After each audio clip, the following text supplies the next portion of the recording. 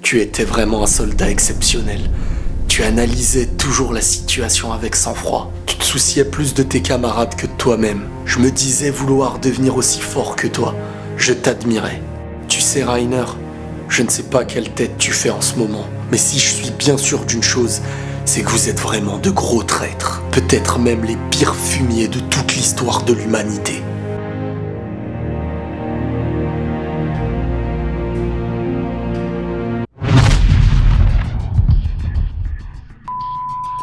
Et quelque part, c'est vrai, les amis. Quand on réfléchit bien, rappelez-vous que le titan colossal et le titan cuirassé, c'est un petit peu eux qui ont fait ressurgir la crainte, la peur, le danger, la mort, limite, j'ai envie de dire, cette fin du monde qui a commencé un petit peu lorsque Eren était enfant et que le titan colossal est apparu. Le titan cuirassé aussi. Et c'est là qu'il y a eu des morts par milliers. La mère de Eren est morte. Et attention, je rentre dans les spoils pour ceux qui n'ont pas vu la saison 2 et qui sont tombés dans cette vidéo par hasard. Rainer et Bertholdt, le titan colossal et le titan cuirassé, sont en fin de compte, peut-être aujourd'hui en tout cas, avec les connaissances qu'on a, les deux plus gros traîtres de l'humanité. Et en plus de ça, ils ont infiltré le bataillon d'exploration, ils ont vécu, dormi avec eux, en ayant tué leur frère, leur père, leur mère juste avant. C'est vraiment incroyable, c'est comme si dans la vie tu grandis avec des gens, c'est des proches, et en fin de compte, c'est ceux qui ont tué peut-être tes parents. Et on commence directement l'épisode numéro 7 avec un petit flash passé de Bertholdt, de Rainer et de Eren, dans un moment où chacun des trois annonce un petit peu leur projet, leur objectif. Pour Rainer, son objectif était clair, rentrer chez lui en paix. Mais l'objectif de Eren n'a pas changé depuis le début, depuis la mort de sa mère, depuis que les titans ont brisé un petit peu sa vie. Eren veut tous les tuer. Si te trouver face à eux ne t'a pas fait changer d'avis, c'est que tu dois en être capable, Eren. Regardez-moi cette hypocrisie.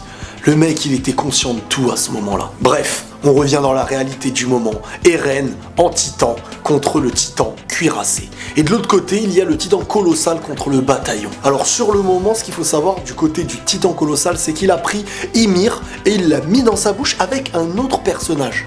Donc l'autre personnage, on ne sait pas c'est qui. Sauf que sur le coup, on est conscient que Ymir peut être une titan.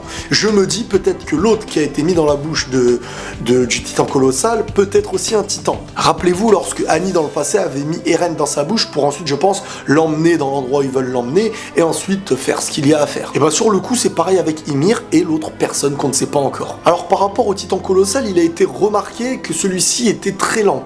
Ça n'avait pas l'air d'être un titan utile au niveau du combat, mais tout le monde prenait un peu la confiance en disant c'est vrai ce qu'on nous a dit sur ce titan, il a l'air d'être un petit peu lent, c'est peut-être pas un aussi gros adversaire en fin de compte quand on réfléchit. Quoi qu'il en soit, les ordres étaient clairs et il ne fallait pas les emmener vivants, il fallait les tuer. Les deux qui étaient présents, si ce n'est même peut-être que le titan colossal en lui-même, il était actuellement la pire menace pour l'humanité. De son côté, Mikasa se remettait en question en disant j'aurais dû les tuer. Parce qu'elle avait le moyen de pouvoir tuer Rainer et Bertholdt au moment où ils allaient, avant de se transformer même. Et elle avait l'air de s'en vouloir. Dans cet épisode-là, j'ai eu une Mikasa que j'ai trouvé un petit peu réfléchie. Franchement, je vous dis qu'elle avait une tête à regretter un petit peu certaines choses, de se remémorer certaines choses. Sur le coup, Mikasa avait l'air d'être très pensive par rapport à la situation, c'est normal, mais je trouve que Mikasa, sur le coup, avait l'air de nous cacher une chose. Je sais pas si c'est par rapport à Eren, si c'est par rapport au titan, mais elle avait un regard vraiment vide.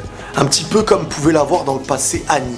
Et c'est au moment où il y a eu l'offensive sur le titan colossal, à deux doigts de lui couper au niveau de la nuque, parce qu'il était très très gros. Donc il y a eu des beaux enchaînements lorsque le titan colossal il mettait des coups de poing, les personnages passaient autour de sa main pour arriver jusqu'à sa nuque. Et c'est là, au moment où on pensait que ça allait être bon pour eux, que le titan colossal s'est mis à comme si un petit peu il allait évaporer ses muscles. Et ça a dégagé une forte puissance de chaleur, une vapeur très très brûlante qui a brûlé beaucoup même de combattants sur le coup. Alors je sais pas réellement ce qu'il était en train de faire, mais à mes yeux ça avait l'air d'être calculé. Bref, sur le coup on sait pas c'est quoi cette technique, mais comme je trouve qu'il y a une spécificité un petit peu pour chaque titan humain qui se transforme en titan, et ben je me dis sur le coup que cette technique là est assez spécifique au titan colossal, un petit peu comme si vraiment il utilisait toute la chaleur de son grand corps pour s'évaporer, mais d'une manière différente que d'habitude. D'habitude, quand il se transformait, il pouvait redevenir normal de manière assez rapide. mais là ça avait l'air de prendre son temps et ça avait l'air même de coûter sa chair, quoi. Il y a un truc aussi qui m'a fait un peu de la peine, c'est Connie en fait qui ne réalisait pas ce qui se passait sur le coup. Mais il demandait même aux autres qui étaient à côté de lui, aux combattants, de faire attention et de bien protéger Bertholdt et Reiner qui n'avaient pas aussi la combinaison. Donc pour lui en fait, les titans là sont apparus, mais lui il n'est pas conscient que c'est Reiner et Bertholdt. Il est vraiment là, en dehors de cette réalité. Et on a aussi la petite Historia, qui elle aussi demandait de faire attention parce qu'elle sait que Ymir n'était pas morte et qu'il fallait à tout prix la récupérer. Nous voilà désormais vers le combat de l'épisode, c'est-à-dire Eren en mode titan contre Reiner alias le titan cuirassé. Et c'était un combat très important parce que là je vais vous expliquer un petit peu le délire du combat. Faut savoir que Reiner c'est le titan cuirassé, c'est-à-dire que la peau et ce qu'il possède au-dessus de même sa chair, c'est un genre d'armure. D'une armure mais qui va avec la spécificité de ce perso quoi, du titan plus précisément. Et donc même quand Mikasa a essayé de lui planter son épée, ça ne marchait pas. Donc sur le coup il ne fallait pas espérer quelque chose de la tenue tridimensionnelle, des épées et tout ça. Sauf que Eren dans ce combat là, à force de foncer sur l'adversaire, il se faisait contrer et en même temps il ne posait aucun dommage au titan cuirassé. J'ai beaucoup aimé dans cet épisode aussi le fait que Eren puisse être consciente cette fois-ci en tant que titan. Et le passage où Hansi est sur son épaule, qui lui donne certaines consignes et que le titan d'Eren commence à lui répondre de manière en lui disant d'accord j'ai compris mais en mode et tu vois Hansi qui elle en fait a un amour pour les titans parce qu'on a pu le voir dans la saison 1 dès qu'on avait tué les titans d'expérience qu'elle avait, comment elle était très mal, elle les aimait, elle s'approchait d'eux, vraiment elle a un amour pour les titans, c'est comme ça. Pour en revenir à Eren vs le titan cuirassé, il y a une émotion qui se passe dans ce combat bien avant les coups. C'est le Eren à l'intérieur de son titan qui parle à Reiner en lui disant mais je me demande quelle tête tu dois faire en ce moment, sale traître. Tu vois vraiment là il n'y a aucune pitié par rapport à Reiner et par rapport à Bertholdt. Et c'est un combat violent mais sans réflexion de la part de Eren au début. C'est-à-dire à chaque fois qu'il voulait le taper, il se faisait contrer et il ne posait aucun dommage comme je l'ai dit au titan cuirassé. Et c'est au moment où il s'est fait contrer, qu'il s'est pris une grosse pêche dans la tête que Eren s'est souvenu au même moment de son passé. Et cette fois-ci, c'est avec Annie lors d'un entraînement au combat. Alors que Annie le mettait toujours au sol, celle-ci lui a quand même dit qu'elle était faible en tant que femme et qu'il ne fallait pas être trop dur avec elle.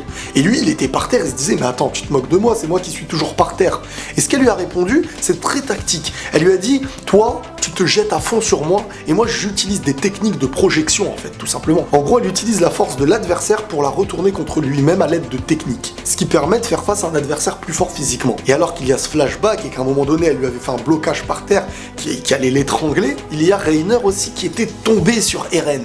Et là on s'est dit qui a pu faire ça à Reiner, et sur le coup on a vu que c'était Mikasa. Mikasa qui avait un petit peu défendu Eren qui se faisait étrangler et qui se dirigeait vers Annie en lui disant j'aimerais bien que tu m'apprennes tes techniques.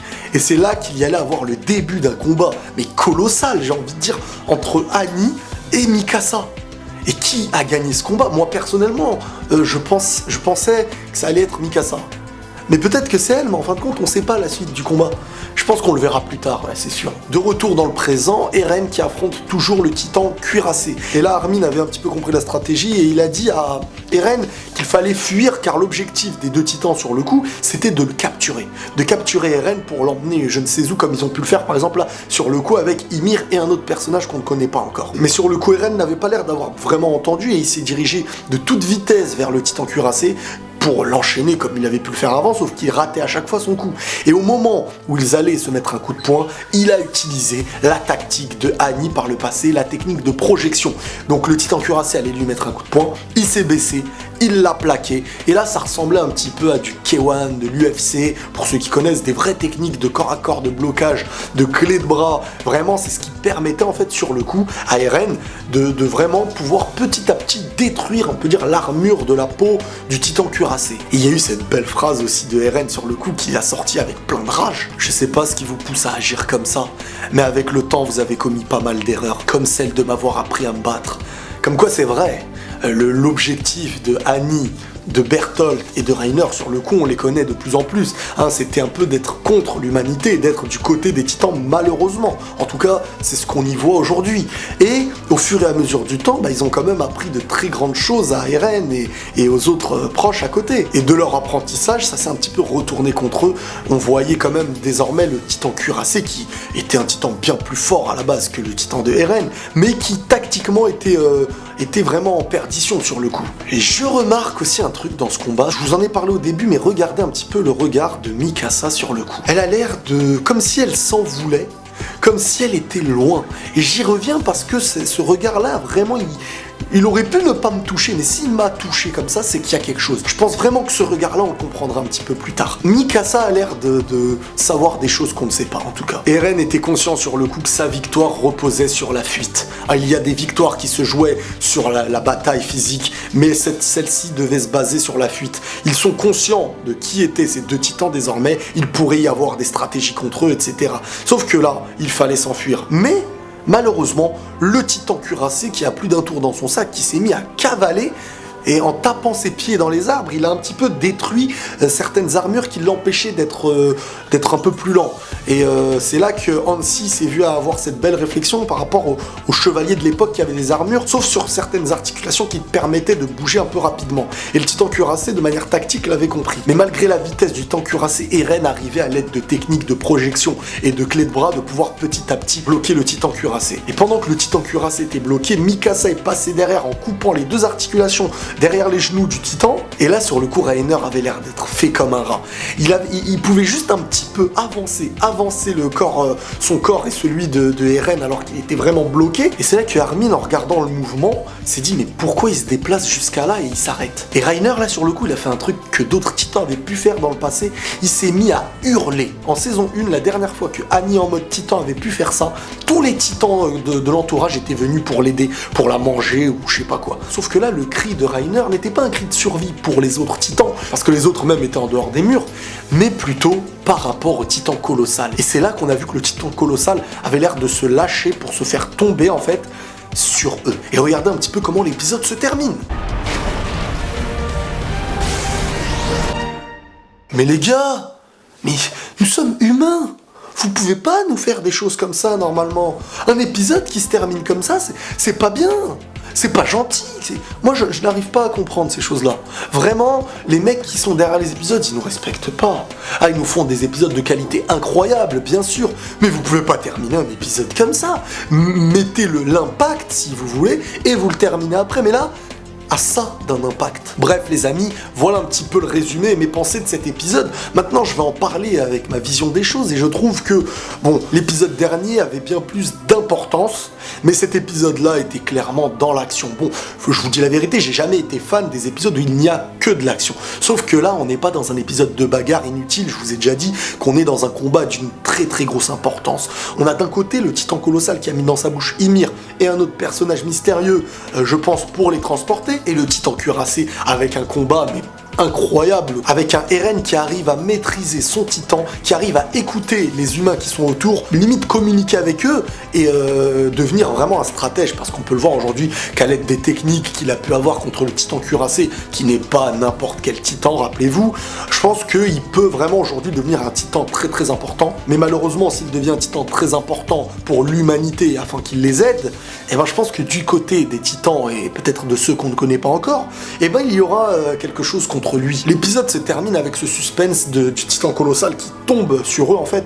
Donc je me dis qu'il va pas forcément tuer ni le cuirassé ni Eren, parce que Eren en mode titan va redevenir humain peut-être ou je sais pas quoi. Je les vois pas mourir sur le coup, je pense que il y aura une poursuite, désormais une recherche peut-être, quelque chose dans le genre. En tout cas, l'épisode, il n'y a pas à dire, c'est vraiment de la grosse qualité en termes de musique, en termes d'animation, toujours vraiment, je pense qu'il nous régale, il nous régale, et ça va être jusqu'aux derniers épisodes. Moi, je vous le dis tout de suite, une fois que cette saison animée est terminée, je vais pas attendre des années. Je prends tous les tomes, je les lis, c'est tout. Ah, je m'en fiche. Les amis, c'est tout pour la review de cet épisode. J'espère que cette vidéo vous aura plu. N'hésitez pas à tuer les commentaires comme d'habitude, à liker, à vous abonner et vous réabonner parce que YouTube s'amuse à désabonner un petit peu par-ci par-là. Prenez tous soin de vous et la paix sur vous.